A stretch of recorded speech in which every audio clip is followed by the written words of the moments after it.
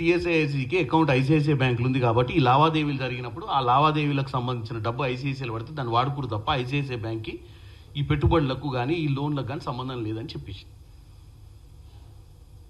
అంటే press meet basic fundamental, press మీట్కి పెట్టడానికి బేసిక్ ఫండమెంటలే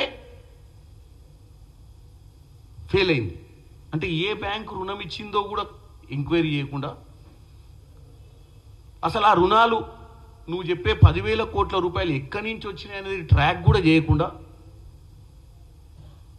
ఆవేశపడిపోయి దడదడ ఉడుకొచ్చేసి ప్రెస్ మీట్ పెట్టి అయిపోయా అని చెప్పేసి ఆర్బీఐని తీసుకొచ్చి మధ్యన అవసరమైతే సెంట్రల్ ప్రధానమంత్రికి చెప్తా అంటివి, అవసరమైతే ఫైనాన్స్ మినిస్టర్ తోటి కూడా మాట్లాడుతూ అంటుంటివి, అవసరమైతే విజిలెన్స్ సిబిఐ రెండింటిని కూడా ఇన్వాల్వ్ చేస్తా అంటుంటివి. ఏమన్నా అర్థం ఉందా కేటీఆర్ గారు మేము మాట్లాడేదానికి?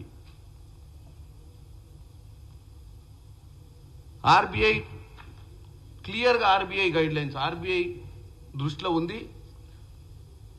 ఇప్పుడు తెలంగాణ ప్రజలకు వాస్తవం తెలవాల్సింది ఏంటంటే ఇవి 75 కంపెనీలు, 37 కంపెనీలు బాండ్లు ఉన్న కంపెనీలు. ఈ 37 కంపెనీలు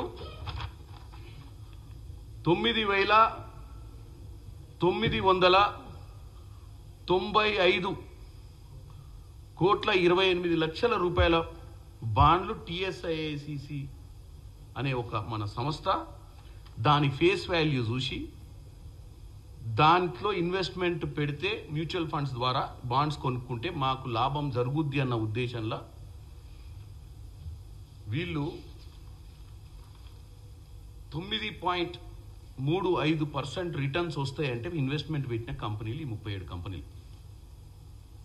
ఈ కంపెనీలు ఈ 37 కంపెనీలు ఏదైతే బాండ్లు టీఎస్ఐసి రిలీజ్ చేసిన బాండ్లు కొనుక్కుంటే ఆ డబ్బులు వచ్చి ఐసిఐసిఐ అకౌంట్లో పడితే ఐసిఐసిఐ వారు ఆ అమౌంట్ మనోళ్ళు యూటిలైజ్ చేసుకోనికే మనందరికి ఎట్లయితే బ్యాంక్ అకౌంట్ ఉంటే ఎవరైనా బ్యాంక్ అకౌంట్లో పైసలు వేస్తే మనం పోయి ఎట్లయితే డ్రా చేసుకుంటాం అట్లా డ్రా చేసుకున్న ప్రక్రియనే ICICI bank involvement.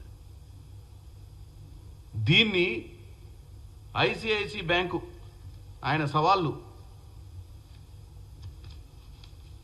5,000 first question నిన్న ఆయన ప్రెస్ మీట్కి సంబంధించిన 4 అంశాలు మాట్లాడతా. కాంట్రాడిక్టరీషన్ 5,200 కోట్ల విలువైన భూమిని 30,000 కోట్లుగా చూపించిర్రని ఆయన.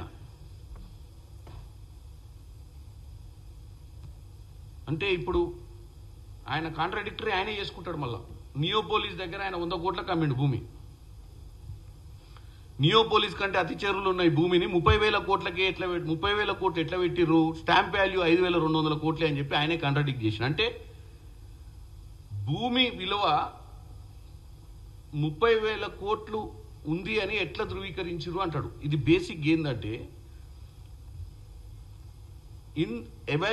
Insolvency and bankruptcy board of India certified valuation consultant ద్వారానే ఈ పెద్ద పెద్ద వాళ్ళు ఇన్వెస్ట్మెంట్లు పెట్టినా బాండ్లు పెట్టినా మన ఇష్టం ఉన్నట్టు మనం గతంలో జరిగిన ట్రేడింగ్ని కానీ ప్రస్తుతం ఉన్న మార్కెట్ వాల్యూని కానీ ప్రస్తుతం ఉన్న స్టాంప్ వాల్యూని తీసుకోకుండా వాళ్ళు ఒక ఇవాల్యుయేట్ చేస్తారు, ఎంత దీని వర్త్ ఉంటుంది అనేది ఇవాల్యుయేట్ చేసి వాళ్ళు ఇచ్చిన దాని ప్రకారం భూమి విలువని వాళ్ళు ఇచ్చిన మనం చెప్పనీకి ఉండదు. నా భూమి ఇంత, నేను కూడా చెప్తాం మా తాత ఇచ్చిన ఆస్తి మా శాలిగౌరంలో 5 కోట్ల ఎకరం ఉంటుందని చెప్పుకోనికేమని చెప్పుకొని పండుకోవచ్చు. మంచిగా లెక్కలు వేసుకొని 5 ఎకరాలు ఉంటే 5 కోట్లు ఇంటూ 5 వేసి 25 కోట్లు నా ఆస్తి అని చెప్పి పండుకోవడంలో తప్పలేదు. కొనేటోడు వచ్చినప్పుడు దాని అసలు వాల్యూ తెలుస్తుంది. ఇలా చాలామంది ఈ మన ప్రజలు మన మన మన మన చుట్టాలు కానీ మనోళ్ళు కానీ ఏమనుకుంటారు, ఆస్తి బాగుందంటే నిద్ర బాగా పడుతుంది. అది అమ్మినప్పుడు ఆస్తి కొనేటోడు దొరికినప్పుడు కొనేటోడు ఇచ్చే రూపాయి, ఆ రోజు వాని కాడ రూపాయి ఉంటే వాని నెగోషియేషన్ కెపాసిటీ వాని దగ్గర ఉంటుంది. సో ఈ పర్టికులర్ బోర్డు 20,563 కోట్లకు దీన్ని ధృవీకరించింది వాల్యూని. అది మనం కాదు ధృవీకరించేది, ఆ కంపెనీ ధృవీకరించింది. దాన్ని వీళ్ళు తెలంగాణ ప్రజలకు ఏం తెలియదు కదా, రియల్ ఎస్టేట్ ముచ్చట్లు మాట్లాడినట్టు ఇప్పుడు నేను చెప్పిన ముచ్చట మాట్లాడండి కేటీఆర్ గారు. దేనికి ఎట్లనన్నా ప్రభుత్వాన్ని ఇరకాటంలో పెట్టాలి. ఇక దానికి ఆయన నిన్న ఆయన చెప్తాడు. ఇవాళ ఆయన ఇంకో ఆయన శిష్యుడు ఉండు ఒక ఆయన, ఇక ఒక ఆయన ఇవాళ పొద్దున్నే లేచి ఆయన దుకాణం స్టార్ట్ చేసిండు. ఏమని 30,000 కోట్ల భూమిని 20,800 గానే అని చెప్పి దాంట్లో లాస్ చూపించిండు 9,200 కోట్లు. ఇక దొరది ఇప్పుడు చూపిస్తే ఆయన ఫీల్ అవుతాడు, చాలా పెద్ద లీడర్ అనుకుంటాడు ఆయన. కానీ ఆయన కిరాయి ముఠా మేస్త్రి కిరాయి కింద ఈ ట్విట్టర్ బ్యాచ్. ఇక బాస్ నిన్న చెప్పింది ఒక ఎత్తు, నిన్ననేమో ఆయన 5,200 కోట్లనే అంటాడు.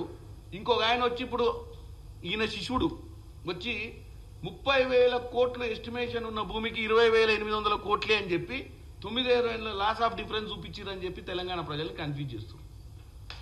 ఏం చెప్పాలి చెప్పండి? అంటే రోజు పొద్దున సాయంత్రం మధ్యాహ్నం ఏదో విధంగా కన్ఫ్యూజ్ చేయడమే తప్ప ఒక ఆయన ఒక ముచ్చట చెప్తాడు, ఇంకొక ఆయన ఇంకో ముచ్చట చెప్తాడు. ఆర్బీఐ నిబంధనలు పాటించకుండా 10,000 కోట్లు తెచ్చారంటాడు. ఆర్బీఐ మీకు అందరు కూడా ఈ డాక్యుమెంట్ పంపిస్తారు.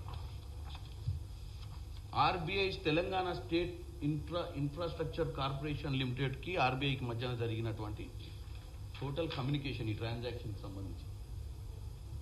Government in favour of reserve bank in connection with bonds issued by Telangana industrial infrastructure corporation limited, direct debit mandate issued by the state government. అంటే టోటల్ ట్రాన్సాక్షన్ కి ఇదంతా ఆర్బీఐ గైడ్ లైన్స్.